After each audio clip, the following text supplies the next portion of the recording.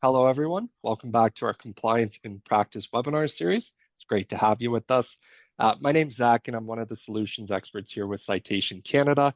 This is actually our third session in the series, so we started off with attendance and terminations. Recently, we also looked at protective leaves and accommodations. Of course, two areas where even the smallest missteps can create big compliance risks. Now, today we're going to be turning to another pair of issues that go hand in hand. That is your workplace investigations and progressive discipline. Doing things a little bit differently for this one here. We've actually brought in two of our in-house experts to share their insights. Joining me are Dustyn, who's our health and safety consultant here, and Kim, who is our lead HR consultant. Between them, they've helped hundreds, if not thousands, of employers handle everything from accident investigations to near misses, harassment complaints, discipline, terminations, all while, of course, keeping those decisions fair, consistent, and defensible. Today, together, we'll walk through what triggers an investigation, what employers are actually required to do, how to handle those outcomes appropriately through progressive discipline. And as always, our goal in this series is to help you see how Citation Canada supports compliance in practice with the tools, the live advice, and expertise. At the end of the day, we help businesses stay compliant, confident, and out of trouble. Before we dive in here, just a couple of quick housekeeping notes, of course. You can use the chat to interact with Alex, our producer today. Say hello, let us know where you're watching from. Appreciate the Blue Jays shout outs we've seen so far. Won't actually be using the QA function during the session. We won't have a live QA segment at the end, but do feel free to drop your comments, reactions in the chat as we go, as that kind of helps us shape the future webinars that we host. Now that we got that covered, let's get right into it. So today we're starting with workplace investigations, looking at how employers can handle incidents, near misses, and complaints the right way. And of course, what can go wrong when those steps are actually missed. All right, before we jump into our first topic, let's do some quick intros so you know who you're hearing from today. Dustyn, let's start with you, sir. Tell us a little bit about your background and the work you do here at Citation Canada. Thanks, Zach. So my name's Dustyn. I'm a health and safety consultant here with Citation Canada. I have about a little over 6 years of health and safety experience, just working with many different employers across multiple jurisdictions, in multiple industries, just helping out on accident investigations, workplace investigations, and compliance programs, and just helping them strengthen their safety culture while still maintaining their legislative obligations. Thank you, sir. And next up, we've got Kim. Many of you may recognize her from our last sessions here, but Kim, take it away. Thanks, Zach. I've been in human resources for more than 20 years, supporting organizations across Canada with a full spectrum of HR. So from routine compliance, complex sensitive issues, and everything in between. As lead HR consultant with Citation Canada, I help leaders align our people strategy with business goals so your operations keep moving and improving. Perfect. Thank you both. So let's get this started. Of course, we're going to begin today with workplace investigations, but to kick things off, we've actually got a quick poll for everybody to hop in. Let's wait for that to come up. So question is, when does an employer have to do a workplace investigation? One, when an employee is injured at work, or two, when there's a near miss or a close call. Three, when a concern or complaint of harassment or violence is raised. Lastly, four, only if a formal written complaint is submitted. Give it a few seconds for those answers to roll in.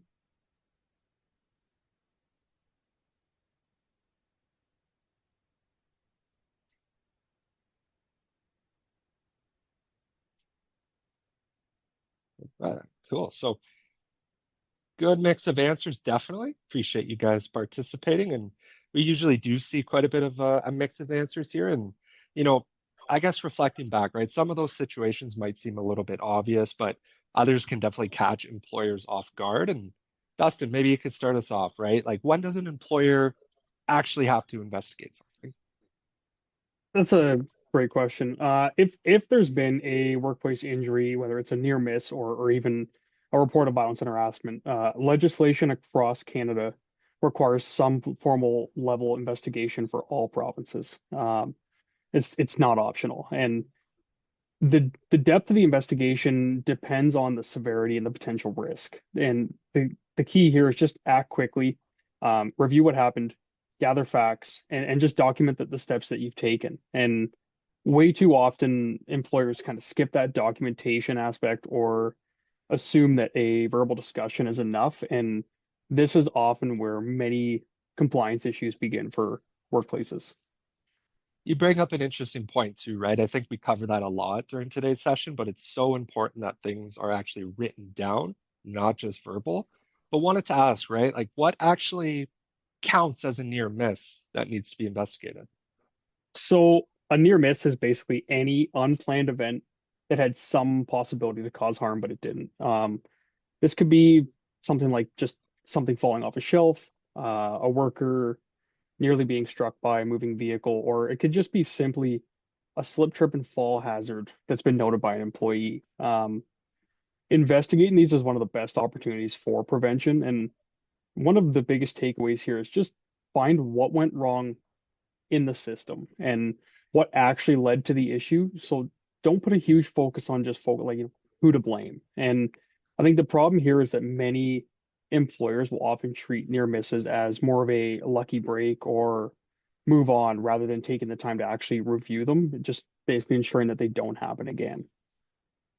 That makes sense. So less of a, thank goodness that didn't happen moment, much more of a, let's make sure that doesn't happen again moment, right? And when it comes to violence and harassment, what is the employer's responsibility once that complaint actually rolls in?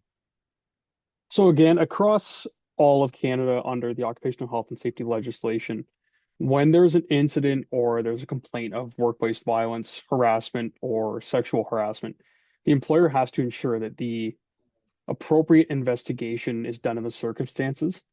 This could basically just mean moving quick, lock down your initial details, make sure that any intern safety measures are in place. We want to make sure that a clear investigation mandate and scope is identified, that we've identified the parties, the witnesses, and that we've also appointed a trained impartial investigator. So we need to make sure we're scheduling one-on-one interviews and just again make sure that we remind everyone about confidentiality and just make sure that we have that clear documented record from start to finish, ending with obviously our findings and any corrective actions that are in place as well. Absolutely, Dustin. And it's worth noting, even if there isn't a formal written complaint, employers can't ignore a situation they may become aware of. If a situation is known of a possible workplace violence harassment incident, you still have a duty to act. If that employee may not want to fill out a formal complaint, the employer should still discuss the situation, offer support, and assess whether an investigation may be required. In many cases, a discrete or a limited scope investigation, again appropriate in the circumstances, will still be necessary.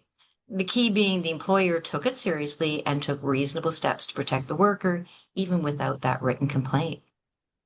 And for the audience here who might actually be going through something like this that doesn't have access to our services currently that can help, what's a common or typical mistake that employers make during these investigations they'd want to watch out for? I think the biggest one is just treating it like a conversation instead of an actual evidence-based process. All investigations need to be structured and should follow that systematic, transparent approach. And I think the key components of an actual structured investigation should include defining the scope of the investigation, just making sure that we only actually assess what's important in regard to the circumstances. We want to make sure we gather all necessary information from all our parties involved and just maintain that confidentiality throughout the entire process. And I know that we've said this over and over again already today, but we need to make sure we keep detailed documented records for the incident. When a structured approach is present in the investigation, it promotes fairness and it just allows decision makers to act confidently on the findings and actually determine a ruling. And if I might layer on an additional point here, specifically to workplace violence and harassment, under the various occupational health and safety laws, if you delay, shortcut, or run a biased investigation, the applicable legislative inspectors, well, they can issue compliance orders. That could include administrative penalties, and in serious cases, they could consider it a breach of your general duty to protect workers. They can further require you to redo the investigation with an external qualified impartial investigator. They can order training, policy updates, or interim safety measures. So it's more than about finding what happened. It's about showing timely, impartial, well-documented processes, and then communicating the outcomes where there may be corrective actions to prevent it from happening again. And you mentioned, being ordered to bring forth like an external investigator. And in order to avoid that happening in the first place, how would you as an employer know when to actually bring in that external investigator? Certainly, if there's a conflict of interest, like a senior manager being involved, or the issue is particularly sensitive, like harassment allegations against leadership. In this case, it's best to use a qualified external investigator. It both protects your organization, the integrity, and then the fairness of the process. Now, I can imagine this coming up in some scenarios, of course. Like, what if one of the employees involved says the investigation wasn't fair or it wasn't complete? Well, let's first check the process. Was the person that acted as the investigator, were they impartial? Did you gather enough facts? Let each person share their side, testing credibility, documenting the steps and the findings. The outcome needs to be sharing a letter that explains what you looked at, what you decided, of course, without breaching privacy. Now, if concerns still remain, you can invite specific feedback and address any real gaps quickly. There's another path as well. An employee themselves can file a complaint. So in Ontario, we used to refer to it as the Ministry of Labor. It's now a much longer name. The Ministry of Labor, Immigration, Training, and Skills Development can review whether the employer met its duties, and then, if needed, order the employer to bring in that external qualified investigator, even if you've already done it and seemingly by the book and process. This is why we say to build your process as if it may very well be reviewed. And just to add on one point there, Kim, any direction from the Ministry of Labor in this case is only in regards to compliance with the investigation. You as the employer are still going to own any next steps from the findings, including all of the corrective actions that come from it. Something I've heard from, just talking with people before is it's like, what if we think the complaint was made in bad faith or it was malicious or purposely false? That it certainly can be a concern. It's important to ensure that we separate unsubstantiated from bad faith. Most unproven complaints aren't necessarily malicious, they're just not supported, and there's no penalty for that. Bad faith means intent. So that is to say the person knew that their complaint was false or filed it to harm someone. We only go there if the evidence is clear, as in an admission or very strong proof of it being a lie. If you do find that it is bad faith, it could mean to issue an outcome letter saying that the allegation wasn't supported and the policy was breached, and in that outcome letter with no private details included. We also want to ensure that we're screening for human rights reprisal risks, then apply the appropriate proportional discipline and tie it back to, in your policy, a clause around false or malicious reports. And then we want to ensure to keep reinforcing that good faith reporting that is encouraged and protected. And you hit it all there, Kim, but I just wanted to kind of add one quick point. Always try to keep your language neutral. We don't want to, I guess we want to say not supported by the evidence rather than actually using words like you lied, unless you can actually prove the intent. I think that's a really good point to make, Dustyn. Kind of brings it back down, less, high emotion if we're claiming somebody lied or something like that. And I guess like once we've got the investigation results completed, Dustyn, what are some of the common pitfalls that can happen when you're trying to adjust the outcome? I would say one of the most common is just failing to act on the findings discovered during your investigation. An example here could just be a worker walking through the site and they're struck by falling material that wasn't necessarily stored correctly. So during your investigation, it's determined that the material obviously wasn't stored properly, but that the potential to implement both engineering and administrative controls at that point should both be considered for your corrective actions. And I think when that's ignored, this tends to send a message to the employees that investigations are meaningless or that they're a waste of time. And employees often lose confidence in their leadership on these occasions.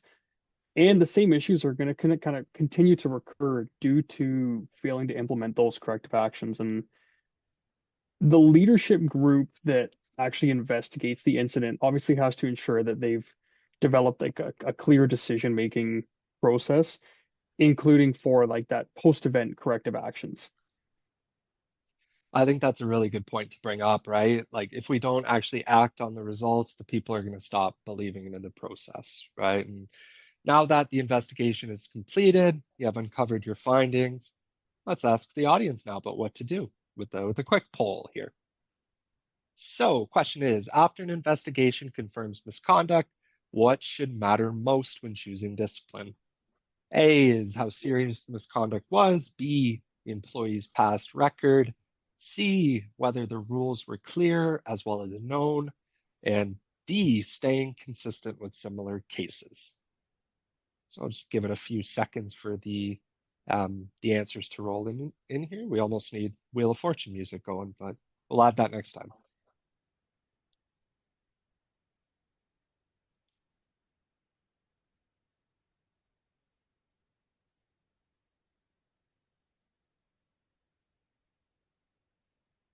Interesting results for sure. So we'll discuss this, and I think you folks will be interested in this. But, Kim, once the investigation is complete, the factors are clear.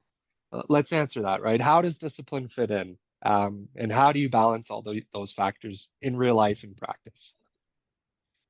As we sort of started out with in the investigation, it doesn't end with the report of the outcome. So that's really the fact-finding piece. The employer still needs to review all these findings carefully and determine if the corrective or disciplinary action is required, communicate appropriately. So sometimes, as Dustyn spoke of, it's about the process changes, could be retraining, but where it's misconduct, it often leads to progressive discipline. So we're at progressive discipline is what happens after you've done your fact finding. It's the structured way to address the misconduct or the performance issues. The goal here isn't punishment, it's correction and improvement. We see a lot of risks where employers skip steps or apply discipline inconsistently. That can open the door to grievances, wrongful dismissal claims, or even human rights complaints. And we've talked about progressive discipline a lot during this conversation here. What exactly does quote unquote progressive really mean here? Pretty much that. It's the escalating steps. So while an overarching program may typically start with coaching, then verbal, written, final warning, may have a step of suspension in there, and it could lead to a termination. If there's no improvement or recurring violations, each step could be documented and clearly tied to previous conversations. That's the progressive part. It helps the employees to understand they have fair notice and a chance to correct the behavior before the more serious steps are taken. Speaking of serious steps, right? Would there ever be a time where we just skip right to one of the more serious steps along the progressive discipline path there? I'm not going to revert to my usual it depends. This does go back to our poll question. So the answer to our poll question could very well have been all of the above. When we say something is serious, we can't just look at the one incident in a vacuum. We need to look at the whole picture, the impact of what happened. So do we have safety, trust? Is there a business risk? Whether it was intentional or careless, how clear our expectations were in the first place, and indeed that person's track record. A single misstep from somebody with a strong performance and no history may call for coaching, but repeated similar issues, especially after clear feedback or a pattern of poor judgment, well, that could make the conduct serious, even if that incident on its own might seem a lesser offense. And consistency does actually matter. We look at how we've handled similar situations before so that our response as an employer is fair and defensible. A quick case to ground this. A supervisor finds a shipping dock fire door propped open after hours. The camera surveillance shows Jordan, not his true name, stepped out for about 6 minutes and left it ajar. There was no loss, but there was a real security and fire separation risk. We confirm the facts of the video. Jordan admits it. We speak to 2 nearby coworkers, document the steps. There's no sign of malicious intent here. But the rule is clear and well communicated. All exterior doors must stay closed. Jordan signed about that, the rule, the policy on onboarding, and let's say it's refreshed annually. Jordan does have a previous written warning, but it's for PPE, so it's unrelated to this issue. So we look at our 4 anchors that we just voted on: the seriousness, the previous record, the clarity of the expectations, and the consistency. In this case, given the real safety, security, risk, and the clear expectations, that's the unrelated prior, we're going to land on a first written warning, not a second, and pair it with, let's say, a short refresher on security and meeting expectations. Okay, and you mentioned one of the webinars before there, Kim, that there's a duty to inquire. And I know that means a little bit more about accommodation. How does accommodation factor into scenarios like this? And that's right. If a behavior may be linked to a human rights ground, medical disability, some human rights related factor, you have to pause and explore that before disciplining. The progressive disciplines process in and of itself actually can help us identify those situations early on through dialogue and through coaching. And what would one mistake be that turns a really manageable, simple issue into a really costly and difficult one? Dustin actually spoke to this earlier as well in a separate context, but avoiding the issue and treating the discipline as optional when managers try to coach informally forever, you lose the ability to act on it later as it looks like the company actually condoned the behavior. Then when they try to take action, it's often too late or it'll be indefensible. I mean, at this point, we're talking about because we've terminated because of said behavior. Early, consistent action is what protects both the fairness of the process and the organization. Just from my experience in the past as well, the human resource and health safety manager always have to make sure that they're working together, their bond remains a priority. And I think many of these situations often stem to a larger concern, which definitely makes transparency and consistency between both human resources and health and safety extremely important. And kind of to your point above, Kim, about progressive discipline, there has to be that fine line between using accidents and incidents for coaching and training, but at the same time, ensuring that if the same behavior continues, it's properly addressed and documented before our next steps are taken. And it's interesting you say that. I think a really common theme from this webinar, as well as the past few we've done, is that things need to be written down, right? And I'd be happy to pick this up with some of the folks in the audience afterwards too. But there's actually a case I was reading about in Alberta where, again, long story short, the employee was terminated for breaking policy by driving the work truck through a partially submerged road. That policy was verbal, and that the discipline process along the termination was also verbal. So essentially, the employer lost in court, having to pay a ton to the employee and in legal fees. And a lot of that could have, if not all of it, could have been avoided with proper documentation and proper, processes as well. And I guess that brings us full circle in today's conversation, from investigations right through to the discipline process. And what we hope you take away is that getting these processes right isn't just about compliance and legal side of that. It's about fairness, consistency, and protecting the workplace culture, right? And as you've heard from Kim and Dustyn, Citation's team is here to help you navigate these situations with confidence, whether that's support from our live health and safety or HR advice lines, deeper review of the policies, guidance on how to actually handle a complex case. And frankly, folks, on behalf of Citation Canada here too, thank you for spending some time with us today and for joining the Compliance in Practice webinar series. Be sure to follow us on LinkedIn and other channels for your practical, trusted updates and more upcoming sessions. Our next webinar is on Tuesday, November 4th, titled Contractor and Visitor Safety Considerations for Your Workplace. We'd love to see you there. Thanks again and enjoy your day. And once again, go Blue Jays, go.